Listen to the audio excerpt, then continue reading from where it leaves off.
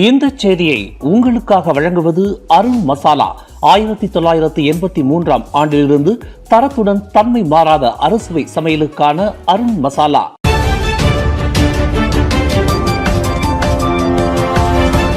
வணக்கம். திசைகளின் ஒரு மணி செய்திகள். அனல் பறக்கும் நெகிரி சம்பிலான் மாநில தேர்தல் காலை 10 மணி நிலவரப்படி 18.22% வாக்குகள் பதிவு. கிளாவாங் தொகுதி முன்னிலை. 16வது நெகிரி சம்பிலான் மாநில தேர்தலானது இன்று காலை 8 மணி தொடங்கி மாநிலம் முழுவதும் அமைக்கப்பட்டுள்ள 401 வாக்குச்சாவடிகளில் சுமூகமான முறையில் நடைபெற்று வருகின்றது. தற்போதைய நிலவரப்படி மிதமான வானிலை நிலவி வந்த போதிலும் இன்று பிற்பகலில் மாநிலத்தின் பல பகுதிகளில் கனமழை மற்றும் இடியுடன் கூடிய மழை பெய்யும் என மெட் மலேசியா எச்சரித்துள்ளது. இந்நிலையில் இன்று காலை 10 மணி நிலவரப்படி 18.22% வாக்குகள் பதிவாகியுள்ளதாக தேர்தல் ஆணையம் அறிவித்துள்ளது. இது கடந்த 2023 ஆண்டு நடைபெற்ற மாநில தேர்தலில் இதே நேரத்தில் பதிவான 18.12% வாக்குப்பதிவை விட சற்றே அதிகமாகும். காலை 10 மணி வரை கிளாவாங் தொகுதியில் அதிகபட்சமாக 21.5 விழுக்காடு வாக்குகள் பதிவாகி முன்னிலை வகித்து வருகின்றது. அதனைத் தொடர்ந்து ஸ்ரீமினாந்தி தொகுதியில் 21.4% வாக்குகளும், சென்னாத் தொகுதியில் 21.1% வாக்குகளும் பதிவாகியுள்ளன. அதேவேளையில் லுக்குட் தொகுதியில் 15.7% வாக்குகளும், கம்மாஸ் தொகுதியில் 16.3% வாக்குகளும் மற்றும் சுவா தொகுதியில் 16.7% வாக்குகளும் பதிவாகியுள்ளதாக தேர்தல் ஆணையம் அறிவித்துள்ளது. மாநிலத்தின் 36 தொகுதிகளிலும் வாக்குப்பதிவானது இன்று மாலை 6 மணி வரை நடைபெறவுள்ள இந்த தேர்தலில் 8,59,760 பதிவு செய்யப்பட்ட வாக்காளர்கள் வாக்களிக்க தகுதி பெற்றுள்ளனர். சுமார் 72 முதல் 75% வரை வாக்குப்பதிவு பதிவாகும் என தேர்தல் ஆணையம் எதிர்பார்க்கும் நிலையில் அதிகாரப்பூர்வ முடிவுகள் இன்று இரவு வெளியாகும் என தெரிவிக்கப்பட்டுள்ளது. நெகிரி சம்பிலான் மாநிலத்தில் 36 சட்டமன்ற தொகுதிகளுக்கான தேர்தல் எவ்வித அசம்பாவிதங்களும் இன்றி மிகவும் அமைதியான முறையிலும் சுமூகமாகவும் நடைபெற்று வருவதாக போலீஸ் படைத்தலைவர் தான் ஸ்ரீ முகமது காலித் இஸ்மாயில் தெரிவித்துள்ளார். இன்று காலை 8 மணிக்கு தொடங்கிய வாக்களிப்பு பதிவு நண்பகல் 12 மணி வரை எவ்வித பாதுகாப்பு அச்சுறுத்தலும் இன்றி பொது அமைதிக்கு குந்தகம் இன்றி சுமூகமாக நகர்ந்து கொண்டிருப்பதாக அவர் குறிப்பிட்டார்.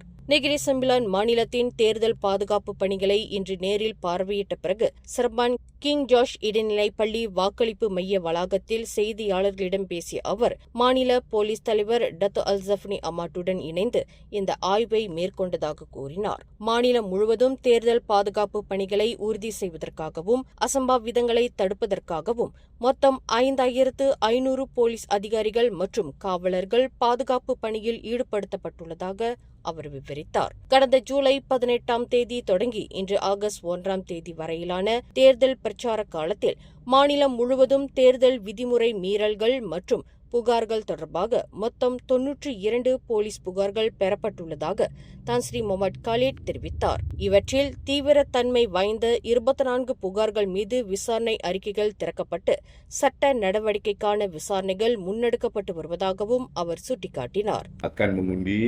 Dan setakat ini saya lihat semua tempat-tempat mengundi yang ada di Negeri Sembilan ini, di 36 don yang kita pantau, yang kita bantu dari sudut keselamatan dan ketenteraman awam berjalan dengan baik dan lancar. Jadi semenjak penamaan calon sehinggalah ke hari ini, 1 hari bulan Ogos 2026, kita telah menerima lebih kurang 92 laporan polis, sudah tahu ya. 92 laporan polis. Jadi kita buka kertas siasatan sebanyak 24 dan kebanyakan kesalahan-kesalahannya adalah kesalahan-kesalahan yang melibatkan perkara-perkara kecil lah. Seperti khianat ya, terhadap banner, terhadap bendera parti-parti yang bertanding. Jadi keseluruhannya saya lihat perjalanan di dalam pilihan raya Negeri Sembilan ini itu baik dan lancar. பெரும்பாலான புகார்கள் தேர்தலில் போட்டியிடும் கட்சிகளின் தேர்தல் சுவரொட்டிகளை சேதப்படுத்தியது உட்பட தேர்தல் தொடர்புடைய புகார்களே பெறப்பட்டுள்ளன. எது எப்படி இருப்பினும் பொதுமக்கள் எவ்வித அச்சமும் இன்றி அமைதியான முறையில் தங்களின் ஜனநாயக கடமையை ஆற்ற அனைத்து பாதுகாப்பு ஏற்பாடுகளும் முழுமையாக செய்யப்பட்டுள்ளதாக போலீஸ் படை தலைவர் மேலும் உறுதியளித்தார். 16வது நெகிரி செம்பிலான் மாநில தேர்தலில் இன்று காலை அமினுடின் ஹருன், முகமது அசான் உள்ளிட்ட முக்கிய தலைவர்கள் வாக்களித்தனர். அதன்படி நெகிரி செம்பிலான் மாநில தேர்தலில் லிங்கி தொகுதியில் பகத்தான் ஹரப்பான் சார்பில் போட்டியிடும் இடைக்கால மந்திரி பசார் டத்தோஸ்ரீ அமினுடின் ஹருன் இன்று காலை 8:59 மணியளவில் ராஜா முலாவர் ஆசிரியர் கல்வி நிறுவனத்தில் அமைக்கப்பட்டுள்ள வாக்குச்சாவடியில் தனது வாக்கினை பதிவு செய்தார். அதேபோல் ரந்தாவ் தொகுதியில் பாரிசான் நேஷனல் சார்பில் களமிறங்கியுள்ள வெளியுறவு அமைச்சர் டத்தோஸ்ரீ முகமது அசான் காலை 8:50 மணியளவில் HKC சுவாங்ஹுவா ரந்தாவில் வாக்களித்தார்.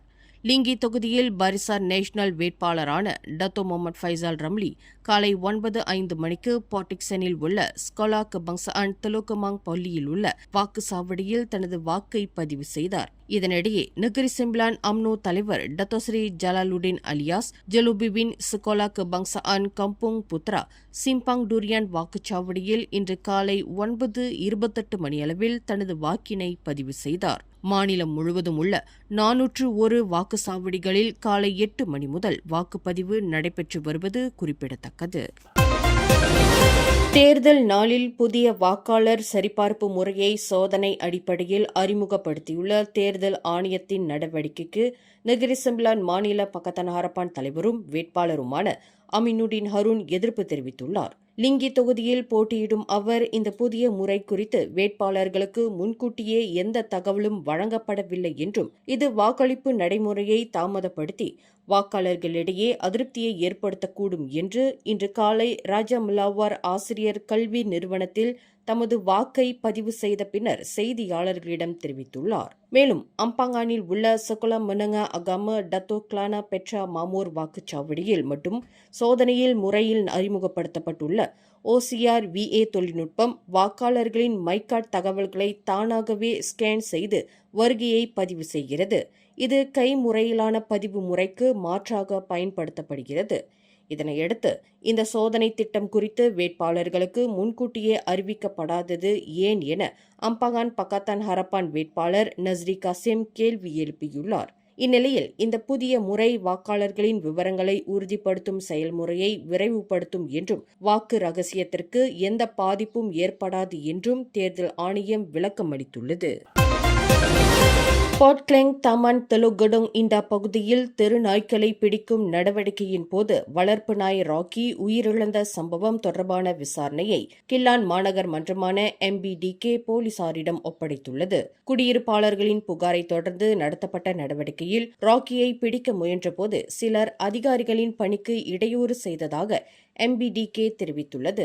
சம்பவத்தின் போது நாயை பிடிக்க பயன்படுத்திய லூப் கருவியை பெண் ஒருவர் கத்தியால் வெட்ட முயன்றதுடன் நாயை விடுவிக்காவிட்டால் தற்கொலை செய்து கொள்வதாக மிரட்டியதாகவும் அந்த அறிக்கையில் கூறப்பட்டுள்ளது.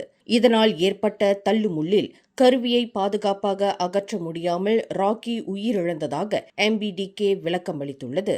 இந்நிலையில் இச்சம்பவம் தொடர்பாக போலீசில் புகார் அளிக்கப்பட்டுள்ள நிலையில் சமூக ஊடகங்களில் வைரலான காணொலியானது அதிகாரிகளின் நடவடிக்கைக்கு எதிராக பொதுமக்களின் கடுமையான கண்டனத்தை ஏற்படுத்தியுள்ளது. ஜஸ்டிஸ் ஃபார் ராக்கி என்ற கோரிக்கையும் வலுப்பெற்று வரும் நிலையில் கில்லான் ஸ்லாத்தான் போலீசார் விசாரணை மேற்கொண்டு வருகின்றனர். தெலங்கானா மாநிலம் கொலநெருஸ் பகுதியில் நடைபெற்ற RXZ மெம்பர்ஸ் 8 மோட்டார் சைக்கிள் பேரணிக்கு செல்லும் வழியில் நிகழ்ந்த 3 தனித்தனி சாலை விபத்துகளில் 3 மோட்டார் சைக்கிள் ஓட்டுநர்கள் உயிரிழந்தனர். நேற்று முன்தினம் இரவு தெமுர்லோ பகுதியில் LPT 1 விரைவுச்சாலையில் 19 வயது இளைஞரான முகமது ஜுல்ஹைரி அசஹர் முகமது ஷரிசான் ஓட்டிச் சென்ற யமஹா LC 135 மோட்டார் சைக்கிள் கட்டுப்பாட்டை இழந்து சாலையில் விழுந்தபோது அந்த வழியாக வந்த கார் மோதியதில் அவர் சம்பவ இடத்திலேயே உயிரிழந்ததாக தெமுர்லோ மாவட்ட போலீஸ் தலைவர் முகமது நஷீம் பருன் தெரிவித்துள்ளார். அதேவேளையில் நேற்று காலை மாரான் மாவட்டத்தில் நிகழ்ந்த மேலும் 2 விபத்துகளில் 44 வயதான முகமது ஃபவுசி ஒத்மான் மோட்டார் சைக்கிளின் கட்டுப்பாட்டை இழந்து விபத்துக்குள்ளாகி உயிரிழந்தார்.